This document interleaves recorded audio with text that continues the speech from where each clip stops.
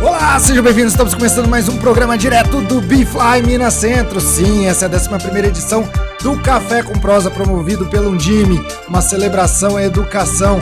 Temos gestores aqui voltados a entender também sobre a tecnologia, temos um painel dedicado ao pensamento computacional. E antes de falar sobre os nossos convidados, eu quero cumprimentar sempre ele, Guilherme Goulart. Muito bem, meu amigo Bruno, e hoje nós vamos falar de uma coisa que eu gosto muito, que é a tecnologia. E só um spoiler. Eu achei que era ficar em casa de novo. Não, a gente gosta também, mas não nesse momento. Ah, entendi. Mas eu queria trazer aqui uma musiquinha, pode? Mas aquela que a gente vai apresentar. Aquela que nós vamos apresentar. Ninguém tá vendo agora não é online. Não é ao vivo? Não é ao vivão? Então vai. Gente, vocês já pensaram o que um professor pode construir com toda a tecnologia? Só que, para esse sujeito construir, ele precisa aprender. E onde ele vai aprender, tá aqui na mesa. Alura, Thaís, Isabela, sejam bem-vindas. Agora explica o áudio. O áudio se explica, amigo. Não se explica, você falou em cima dele. Nem eu conheço, gente. Que isso? Ué, viu? Viu? Você falou em cima do áudio, ninguém ouviu o que. O que acontece? A gente discutindo ontem sobre o papel do professor, como é que a gente pode fazer com que esse professor tenha um engajamento ainda maior dos alunos, porque de fato é muito difícil você trazer o aluno para dentro da sala hoje. Alunos perfilados com detentor de conhecimento à frente, caramba, na minha época isso não fazia sentido, hoje em dia, misericórdia, não vai sair. Agora, você lembra Pachecão? Você lembra aquela professora que trazia uma música que hoje você lembra dos verbos de comando porque teve aquela música? Eu faço qualquer coisa, gente. Essa música é uma homenagem ao evento que nós vamos levar no palco. No ritmo que eu gosto, no tempo que eu gosto. Vamos fazer uma revisão de história? Mas vamos cantar? Por que não? Agora, o professor precisa aprender. Contigo, meu amigo. BNCC, pensamento computacional, cultura digital. De fato, a gente tem um documento que nos orienta e que traz, sim, tudo aquilo que a gente está vivendo, tanto no aspecto humano quanto também no aspecto tecnológico. A gente tem algumas figuras proeminentes como a Harari, que está dizendo que até 2050 e a gente começa a ter a nova classe dos inúteis, que não são necessariamente pessoas incapacitadas ou nada disso, muito pelo contrário, mas são pessoas que não vão conseguir se manter no mercado de trabalho por não atender às expectativas desses novos cenários.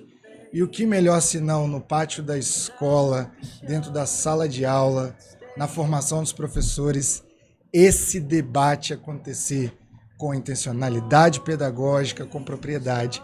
E eu sei que vocês trazem uma solução para isso. Meninas, me ajudem. Bora. Me ajudem. Vamos lá. Como fazer isso acontecer? Vamos fazer isso acontecer. Eu acho que eu sempre gosto de partir do princípio para que serve a educação básica, né? E eu falo que é básico porque é o que está estruturando, né? Eu falo quando você está vendo um prédio ser construído ali.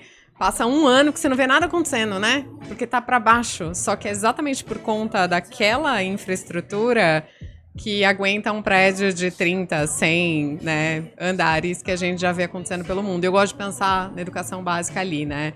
Que, inclusive, a gente realmente vê pouco, né? Você vê pouco, são 12 anos, a construção é do alicerce longo, é muito complicada. É muito complicado construir alicerce. Hora ou outra, ela, inclusive, não é glamurosa, né? Mas ela é fundamental para o que vem. Você falou que terá a classe dos inúteis. Eu acho que, infelizmente, a gente já está vendo eles acontecerem. Concordo. Tá?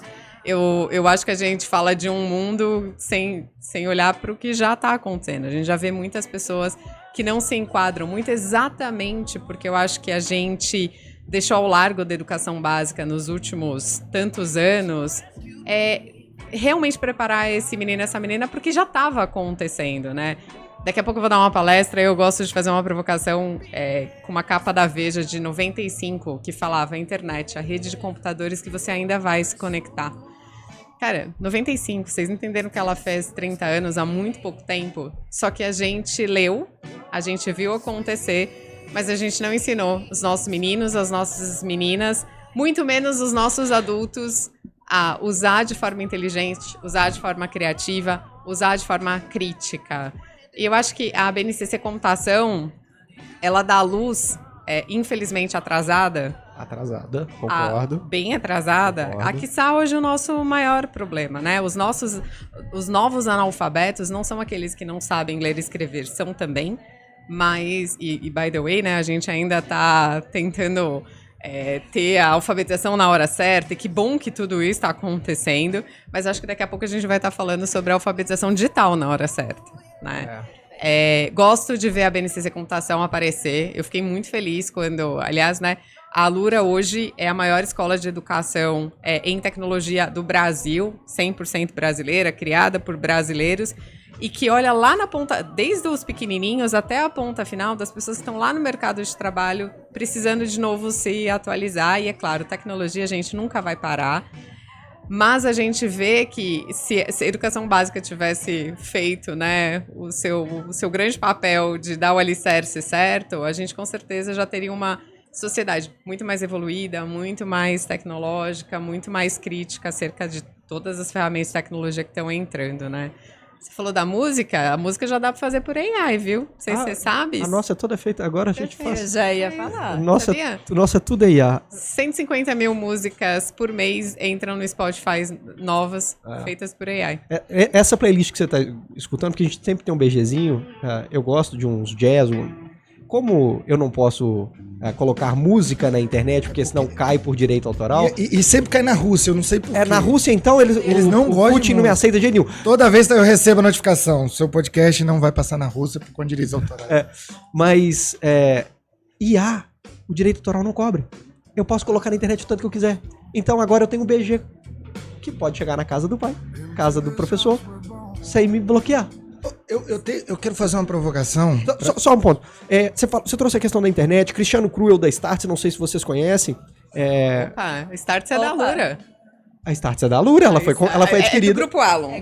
Do Grupo ela foi Alon. adquirida e tal. Cruel é um gênio. Aqui. Sou fã. E ele tem uma frase que eu sou apaixonado. Se você não entendeu a internet, você não surfou o mercado da internet. Se você não estudar inteligência artificial agora, é mais um que você perdeu. Sensacional. Quando que você acha que vai vir a próxima oportunidade? Sensacional. Né? Então, a gente tem que capacitar a turma. E aí eu queria fazer só um adendo aqui, que é justamente isso, né? A gente tá vendo um documento que tá dando orientações, mas a coisa tá mudando numa velocidade tão intensa. E é isso, quando foi feita a BNCC de computação, a gente estava no comecinho ali das discussões de IA, talvez muito incipiente. E hoje em dia a gente está falando aqui IA quase como ali um quarto pilar, né? Já trazendo um pouco com essa provocação. Então acho que a gente traz mais esse olhar. A gente precisa correr essa maratona, gente. Gente, utilização da Open Cloud, do próprio cloud. O Gemini com a integração de todas as ferramentas. Tá ficando uma belezura. Eu sou o famoso early adopter, né? Então, eu me empolgo com isso. Quando a gente vai conversar, a gente parece meio que sociopata. Fala assim, não, o menino ali querendo matar todo mundo, ele quer que a humanidade seja... Não, gente, é potencializar. E a gente precisa capacitar a turma. A turma precisa aprender. Só que a gente tem um problema. Qual? Vou te dar um exemplo, que é o que eu queria provocar aqui, porque eu gosto de polêmica. Toda vez que a gente não consegue lidar com o problema, a gente restringe ele, a gente o proíbe. A gente tem na BNCC falando sobre cultura digital, e a gente proíbe a utilização dos celulares. Não sou a favor, reconheço a utilização, infelizmente equivocada por parte dos alunos, porém negar o acesso na escola não quer dizer que negou em casa, porque o aluno sai da escola e continua acessando. Será que de fato ainda estamos engatinhando nessa conexão pedagógico-tecnologia? Como é que vocês veem a escola se apropriando e sendo protagonista dessa incursão tecnológica dentro da escola? Com o celular, com a IA, com os recursos que podem, justamente o que o Guilherme trouxe, potencializar. Como é que vocês veem isso? Então eu vou polemizar um pouquinho mais. Vambora, a gente Adoro gosta A isso. lei não proíbe o celular para Não, fins não. pedagógicos. Não. Não. As escolas proibiram porque é o caminho mais curto. Perfeito. Tá? Então já Perfeito. também perfeito. gosto. Vambora. E por quê? Porque dá trabalho você pensar Mas- como a tecnologia vai te servir, sendo que você, como professor, não aprendeu. E aí, gente, eu acho que o mundo acha que os professores são heróis e colocam toda a carga cognitiva da mudança do mundo para eles. Eu acho isso uma baita injustiça. E aí eu vou voltar para a educação básica. Esses professores não tiveram isso na sua educação básica. Meu pai é professor e ele é professor de literatura, e ele fala que até hoje ele usa nas aulas de literatura o que ele aprendeu em história. Como que um professor que nunca aprendeu a discernir o que é um viés algorítmico na educação básica vai poder falar disso de forma tranquila? Assim, como? Então, assim, eu entendo um professor e uma escola que proíbem, eu já cuidei de escola. Talvez eu tomaria essa atitude também, porque é o caminho mais curto, mas dado todas as coisas que estão acontecendo no mundo, às vezes você proibir para voltar a ter atenção desses alunos, o que está sendo comprovado, tá? Sim. Tirar o celular das Finlândia e escolas... Estônia tá mostrando isso muito bem. Não. O Cidade do Rio de Janeiro tá mostrando. A gente não precisa ir para eu não gosto de comparar o Brasil com fora. o norte global, porque, cara... É diferente. Aí eu vou falar para vocês irem, talvez visitar Chapecó, que também é uma cidade menor e que está fazendo um trabalho lindíssimo em relação à educação em tecnologia, porque também tem um recorte um pouco mais controlado. Uhum. Mas voltando aqui ao ponto, assim, eu sou contra proibir. Foi a única saída. E aí eu vou voltar para a educação básica. Por quê? Porque a gente não ensinou esses meninos e essas meninas o que é obsolescência programada. A gente não ensinou que vicia. O algoritmo ele foi feito e criado. A gente fala que droga vicia, mas a gente não fala que o algoritmo vicia. Por quê? Né? A gente não deu a base. E aí eu acho que aí foi onde a gente chegou. A gente teve que proibir. Eu também não gosto dessa solução, mas eu acho que estancar foi necessário, Sim. tá? Estancar foi Na mesma necessário. Pra gente foi muito importante, viu? Foi. A nossa imagina. questão, indo em Paulo Freire, ele fala da importância do contextualizar. A escola precisa contextualizar. E a tecnologia, o celular, está no contexto do jovem. Perfeito. A minha grande provocação e eterna que eu faço, e sim, de fato não foi proibido, com intencionalidade pedagógica você pode, mas aí me vem a questão, Isabela, como que a escola traz esse celular de volta? Como o pensamento computacional, como a cultura digital, como a Alura pode ajudar? Por quê? Se eu tenho que contextualizar e eu negar a existência do celular, de que forma eu estou contextualizando? Será que eu de fato não estou perdendo o potencial de engajamento, que é um recurso que ele vai utilizar no dia a dia, no mundo do trabalho, na profissão, e na escola não? Como é que a gente consegue equalizar isso? Perfeito. Aí eu acho que entra aqui o uso consciente, né? Eu acho que o que a gente faz aqui na Start, e a Start é a unidade de educação básica da Alura. O que a gente faz? A gente ensina o estudante e o professor ao mesmo tempo, né? Porque é um conteúdo novo para o estudante, é um conteúdo novo para o professor. Então a gente não pode deixar de ensinar os dois ao mesmo tempo, né? E aí vem esse uso consciente. Conforme a gente vai trabalhando, falando das habilidades, construindo, pensando projetos que fazem sentido para o estudante, a gente vai ganhando essa autonomia, né? A gente vai entendendo, porque também é um ponto que você trouxe, Bruno. Eu tenho a escola e eu tenho a casa desse estudante, né? E aí a gente está formando o estudante, a gente está formando o professor, mas e o pai, e a mãe, e o responsável ali, né, em casa? Um rolê absurdo. Muitas vezes quem vai trazer esse conhecimento vai ser o próprio estudante, né? Quem vai questionar o pai e falar: pai, mãe, por que você tá no celular o dia inteiro? Porque a primeira coisa que você pega ao acordar, a última coisa que você vê antes de dormir, né? Então eu acho que o estudante vai ter um papel ainda mais importante ali na vida social da casa, né? Eu sou otimista, gente. Eu Começou e essa galerinha sabe aprender rápido. Eu Então, também gosto. quando eu vejo um marco regulatório olhar com afinco para um assunto que, de fato, pode revolucionar a vida deles e uma sociedade, eu fico super feliz, assim. É que não acontece em um mês, né? Vai acontecer num ciclo, né? Mas eu sou otimista. Eu falo que agora a sociedade não se desenvolve por ciclo, mas por atualizações de software. Adoro. Né? Isso. Então... O problema é que agora o software é obsoleto também. Você cria, usa e joga fora. Esse pra mim é o grande desafio. Esse pra mim é o grande desafio. Gente, tentar manter o conhecimento atualizado tá ficando... Olha... Aprender a aprender, mas por isso que eu vou voltar eternamente para a educação básica. A educação básica te ensina, inclusive, a selecionar o que é importante. Assim, se a gente entrar no FOMO de você precisa o tempo inteiro estar atualizado de tudo, a gente vai enlouquecer, a gente já vive uma sociedade ansiosa. E eu acho que exatamente discernir o que você quer priorizar também se aprende ali, né? Você aprender a aprender. E a educação básica, olhando aí muito para o mundo da computação, a partir do momento que você entende como um computador dialoga, né? Que é o pensamento computacional. Você aprende os algoritmos mais básicos. Você aprende como um grande LLM constrói as respostas dele. Essa foi a camada feita, entendeu? Assim, eu não acho que a educação básica vai ter que ensinar ele a fazer um software que é derrubado em 2 minutos, mexer no OpenClaw. Não é esse o lugar da educação básica. Sim. A educação básica, ela tem que preparar o cara para ele olhar e falar, nossa, isso daqui do OpenClaw eu tô pronto para ir lá e instalar na minha máquina.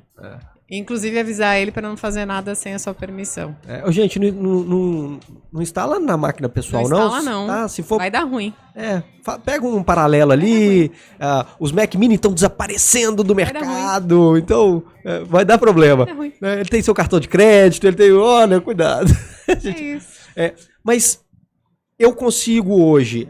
você trouxe a questão da Start para o aluno e para o professor. O aluno consegue ele contratar direto a Start? Como é que funciona isso? Não é algo direto, justamente porque a gente entende o papel da escola, né, e da educação básica. Então, hoje o programa da Start, ele é um programa todo bem amarradinho, né, que a gente fala. Então, o que a gente tem? A gente tem o currículo todo estruturado, a gente tem uma plataforma, né, muito na linha do que a Alura já oferece ali, né, para quem está no mercado de trabalho ou querendo entrar no mercado de trabalho. Então, a gente tem uma plataforma com conteúdo estruturado e a gente tem a formação dos professores atrelada a esse conteúdo. Então, é o que eu falei, né? A gente vai trabalhando com o estudante e o professor ao mesmo tempo de uma forma muito prática, né? A gente precisa pegar na mão desse professor e dar para ele, além de todo o conteúdo, apoio para ele dar essa aula. E aí, a gente fecha esse ciclo com ferramentas de acompanhamento, né? Então, as redes precisam acompanhar, as redes precisam entender, estamos indo para o caminho certo, não estamos indo, o que a gente precisa ajustar, o que a gente precisa fazer diferente para garantir, e aí a gente vai trazer mais um componente aqui que é legal a gente trazer, que é avaliar, né? Eu acho que avaliar as habilidades digitais, entender, a gente já trouxe um currículo, mas e aí, né? Como está sendo aplicado? E a Start fecha o ciclo justamente nesse ponto. Então a gente tentou fazer ali um programa redondinho, trazendo toda a nossa experiência, né? A nossa prática para olhar para o estudante e para o professor. Muito bem. Sensacional, senhoras e senhores, chegamos ao fim de mais um episódio direto do Minas Centro. Sim, estamos no coração de Belo Horizonte, com a Undime levando os principais conteúdos que estão no palco, que estão nas galerias desse grande teatro para a sua casa por meio da cultura digital, por meio da internet. Então sim, a tecnologia está no seu dia a dia, precisamos nos apropriar disso para desenvolver uma sociedade melhor. Fique com Deus e lembre sempre, galera, o boss tá on. Valeu!